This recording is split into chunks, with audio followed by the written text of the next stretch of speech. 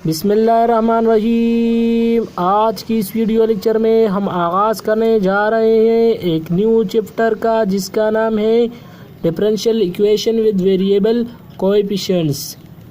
तो ये चैप्टर बहुत ही इम्पोर्टेंट है, उन स्टूडेंट्स के लिए भी है जो एमएससी में है या बीएससी में है। ऑल लेवल के लिए बहुत ही इम्पोर्टेंट है, या आप कॉम्पिटिटिव एग्ज़ाम दे रहे हो तो इसके लिए भी इम्पोर्टेंट है। तो सबसे पहले हम 6.1 यहाँ पर हमारे पास जो प्रॉब्लम है वो है कॉची आइलर इक्वेशन। तो इसको करेंगे, ये सारा एक्सरसाइज भी इस पर करेंगे। इसके बाद हम रिव्यू ऑफ पावर सीरीज़ करेंगे। इसके बाद सॉल्यूशन बाय ऑर्डिनरी फंक्शन, ये सारा हम कवर करेंगे। तो आने वाली वीडियो में हम इसको थोड़ा थोड़ा कवर करेंगे। तो सबसे पहले हम कॉची आइलर इक्वेशन को पढ़ेंगे और ऑक्सिलरी इक्वेशंस को पढ़ेंगे। तो हमारा पहला लेक्चर होगा कॉची आइलर इक्वेशन पर, तो इसको हम डिस्कस करेंगे आज इस वीडियो में। तो कॉची आइलर इक्वेशन की डिफिनीशन करते हैं, बहुत ही इंपॉर्टेंट है।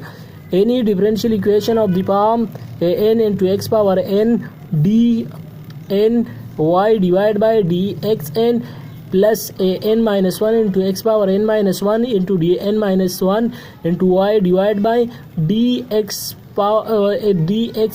पावर माइनस, इसके बाद an minus 2 x power n minus 2 dn minus 2 y divide by dxn minus 2। तो इसके बाद जाएगा, इसके बाद 3 आ जाएगा, इसके बाद 4 आ जाएगा, इस तरह जाएगा तो a0 तक जाएगा। यानी an से शुरू हो गया है, a0 पर ख़त्म हो जाएगा, यानी n से शुरू हुआ है और 0 पर ख़त्म हो जाएगा।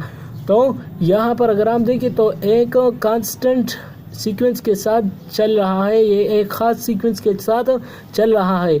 यानी इसकी पावर x पावर n है, इसकी एक पावर कम हो गई है, इसकी पावर और भी कम हो जाएगी, इसके पावर और भी कम हो जाएगी। तो डिक्रीज हो रहा है 0 पर जा रहा है। तो याद रखना, यहाँ पर कॉची आइलर इक्वेशन की एक खास सीक्वेंस होगी, यानी यहाँ पर जो पावर होगा इसके बाद दूसरे में एक पावर कम करेंगे, तीसरे में एक पावर कम करेंगे, और यहाँ पर जो xn है तो यहाँ पर भी इसके साथ एक रिलेटेड यानी पावर होना चाहिए, सेम पावर होना चाहिए। यानी ये xn है तो ये भी dn होना चाहिए, ये 3 है तो ये भी 3 होना चाहिए, ये 4 है, लेक है तो ये लेक होना चाहिए। तो सेम ये याद रखना, अगर 2 हो तो 2 होना चाहिए, समझ गए।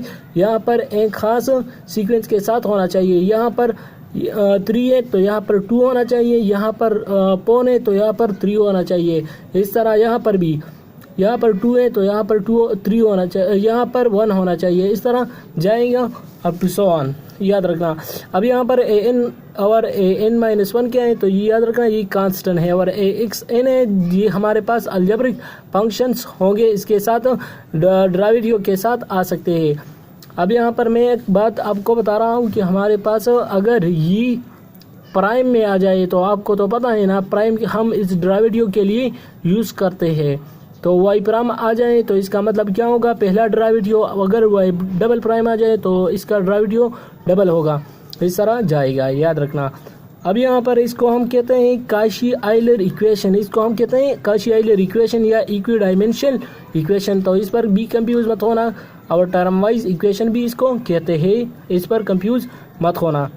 यहाँ पर हम लेट करेंगे कि हमारे पास कोई सेकंड ऑर्डर इक्वेशन है। सेकंड ऑर्डर इक्वेशन नहीं समझते तो यहाँ पर मैं आपको बताता हूँ कि यहाँ पर अगर पावर 2 होगा, या यहाँ पर भी पावर 2 होगा, यहाँ पर 1 होगा। अगर पावर 2 होगा, पावर 2 से स्टार्ट होगा तो इसको हम कहते हैं सेकंड ऑर्डर। अगर 1 से स्टार्ट होगा यानी ये ना होगा तो फिर ये फर्स्ट ऑर्डर होगा, समझ गए। इस पर भी कंफ्यूज मत होना। तो पावर को ज़रूर देखना चाहिए आपको।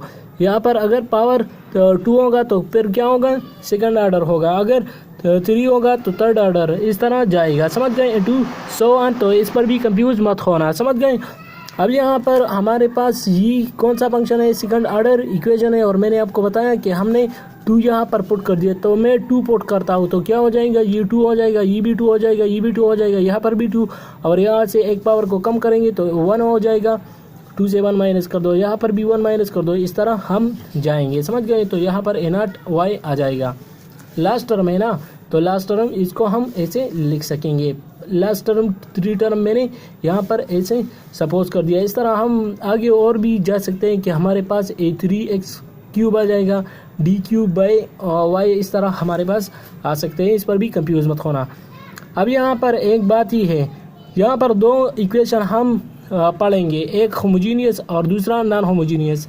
लास्ट लेक्चर में हमने जो फर्स्ट ऑर्डर पढ़े, सेकंड ऑर्डर पढ़े, तो वो हमारे पास होमोजीनियस वहाँ भी था और नॉन होमोजीनियस भी था। तो यहाँ पर भी होमोजीनियस और नॉन होमोजीनियस का कंसेप्ट होगा कि हमारे पास होमोजीनियस का क्या होंगे कि यहाँ पर होमोजीनियस में यह 0 होगा और नॉन होमोजीनियस में यहाँ पर हमेशा कोई कोएफिशिएंट होगा। कोएफिशिएंट मीन यहाँ पर कोई फंक्शन होगा, एक्सपोनेंशियल होगा, लॉगरिथमिक होगा, इस तरह हो सकते हैं। समझ गए? तो यहाँ पर हम नॉन होमोजीनियस के लिए g(x) लिखेंगे। g(x) हमारे पास कोई फंक्शन है। The coefficient of d² is 0 at x = 0। अगर हमारे पास ये 0 हो जाएगा तो ये भी 0 हो जाएगा और ये फर्स्ट ऑर्डर हो जाएगा। अब मेथड ऑफ सोल्यूशन की तरफ चलते हैं कि हमारे पास इसको हम कैसे सोल्व करेंगे। यानी अगर सेकंड ऑर्डर हो तो इसको कैसे सोल्व करेंगे, थर्ड ऑर्डर हो तो कैसे सोल्व करेंगे, यहाँ पर मैं आपको बताता हूँ। यहाँ पर सबसे पहले हम y को सपोज करेंगे। यहाँ पर हमारे पास जो गिवन था, यहाँ पर हम जो y है इसको हम सपोज करेंगे।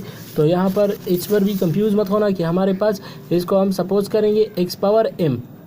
x⁻m क्या है? तो m हमारे पास ये कोई नंबर है, इसको हम फाइंड करेंगे। यानी जिस तरह हमने पढ़ा था कि हमारे पास अगर लेमडा आ जाए तो इसकी वैल्यू मालूम करेंगे और वहाँ पर हमारे पास ये भी कोई कांस्टेंट था वो, तो इसको हम क्या करेंगे, मालूम करेंगे। M is to determine. यहाँ पर सेकंड ऑर्डर के लिए यहाँ पर अगर आप देखें तो अगर इसका हम डेरिवेटिव ले लो तो आपको डेरिवेटिव आता है, इसका डेरिवेटिव ले लो, फर्स्ट डेरिवेटिव ले लो तो हमारे पास फर्स्ट डेरिवेटिव क्या आ जाएगा। फर्स्ट डेरिवेटिव मैंने यहाँ पर ले लिया है कि हमारे पास m पहले आ जाएगा और एक पावर माइनस कर दूंगा तो पहला डेरिवेटिव होगा। अब सेकंड ऑर्डर ले लो तो सेकंड ऑर्डर इसका डेरिवेटिव ले लो तो m-1 यहाँ आ जाएगा और एक से एक पावर माइनस कर दे तो -1 हो जाएगा। तो -1 से क्या आता है, -2। तो यहाँ पर सेकंड ऑर्डर भी मैंने लिख दिया। अब यहाँ पर अगर आप देखें तो ये इक्वेशन सेकंड ऑर्डर का है, तो यहाँ पर सेकंड ऑर्डर की जगह हम पुट करेंगे, यानी d² सेकंड डेरिवेटिव है ना, तो इसमें मैं यहाँ पुट करूँगा। तो इसकी जगह मैं क्या पुट करूँगा आप खुद से देख सकते हैं। तो यहाँ पर मैं x² मैंने अपनी जगह पर ला गया जो वहाँ पर मौजूद था और सेकंड ऑर्डर के लिए सेकंड डेरिवेटिव यहाँ पर पुट कर दिया। फिर b(x) अपनी जगह पर लगाया और m(x) यहाँ पर b हमारे पास अपनी जगह पर आ जाएगा। यानी अगर आप खुद से देख सकते हैं, एक b(x) यहाँ पर b(x) है और c हमारे पास ये दोनों कांस्टेंट है, तो ये अपनी जगह पर आ जाएगा। और x⁻m मैंने क्यों लिख दिया, वहाँ पर मैंने आपको के साथ सपोज कर दिया कि ये x⁻m के बराबर है। समझ गए? तो इस पर भी कंफ्यूज मत होना।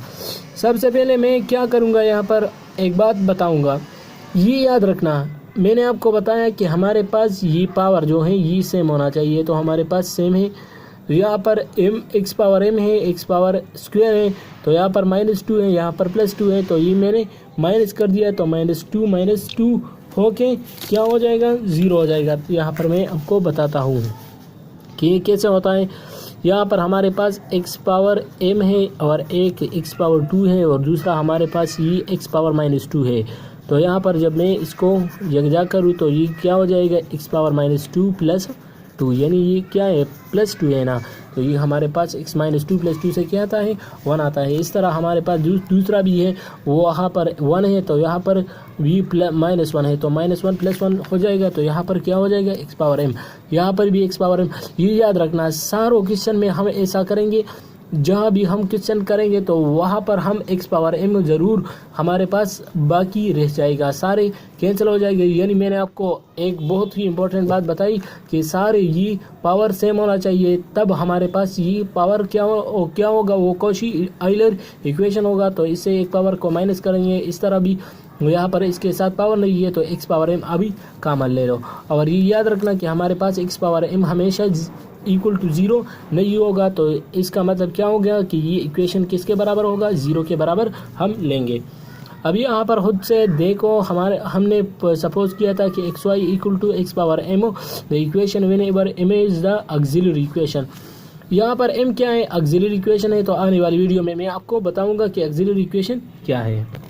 अब यहाँ पर अगर आप देखें तो मैं आपको यहाँ पर बताता हूँ कि यहाँ पर हमारे पास ये x power m not equal to 0 है, तो मैंने ये इक्वेशन ले लिया। तो यहाँ पर अगर इन दोनों को मल्टीप्लाई करूँगा तो ए एम एम स्क्वायर हो जाएगा, ए बी इसके साथ मल्टीप्लाई हो जाएगा तो ए एम इसके साथ भी मल्टीप्लाई होगा, ए एम आ जाएगा। तो यहाँ पर अगर आप सिंप्लीफाई करें तो हमारे पास ए एम और बी एम आ जाएगा।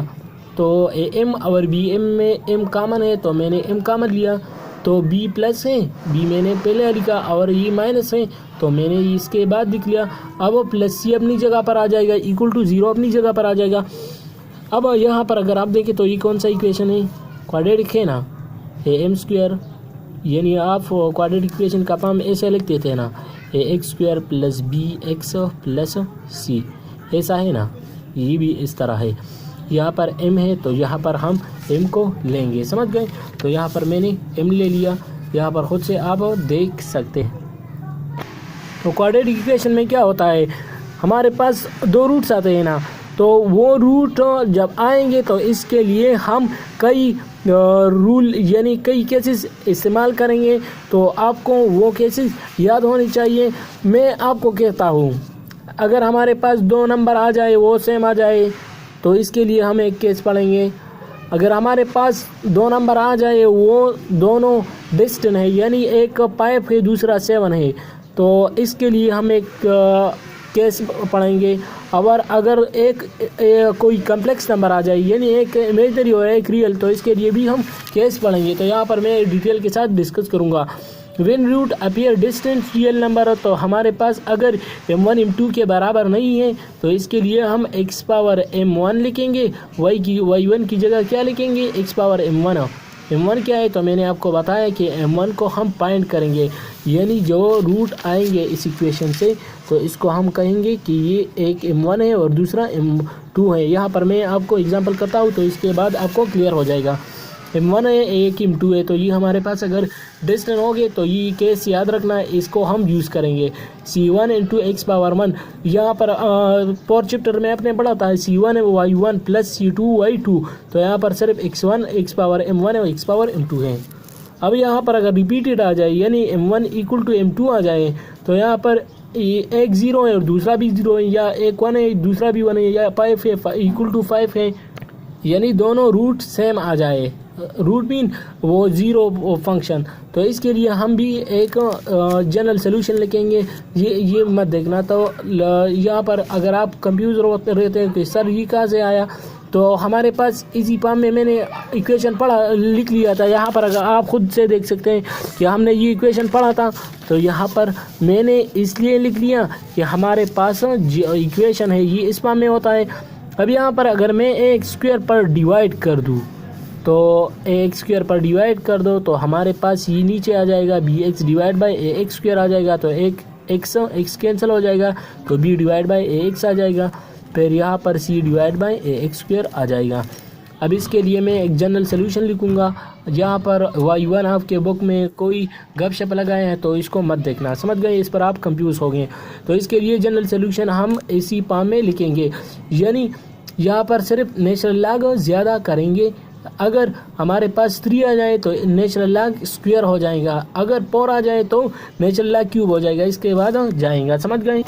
तीसरा केस हमारे पास कॉम्प्लेक्स कंजुगेट आएंगे। तो कॉम्प्लेक्स कंजुगेट में अगर हमारे पास एक इमेजनरी है दूसरा भी इसमें इमेजनरी आ गया तो इसको भी हम डिटेल के साथ डिस्कस करेंगे। तो अगर आपको ये वीडियो पसंद आ गई तो प्लीज़ लाइक एंड सब्सक्राइब करना मत भूलिए, और आने वाली वीडियो में मैं आपके लिए और भी ट्रिक बताऊँगा और आपको बहुत ही आसानी के साथ बताऊँगा कि ये क्या होता है, और आने वाली वीडियो में हम कई एक्सरसाइज भी पढ़ेंगे। तो thanks for watching and like करो और सब्सक्राइब करो और दूसरे के साथ भी शेयर करो।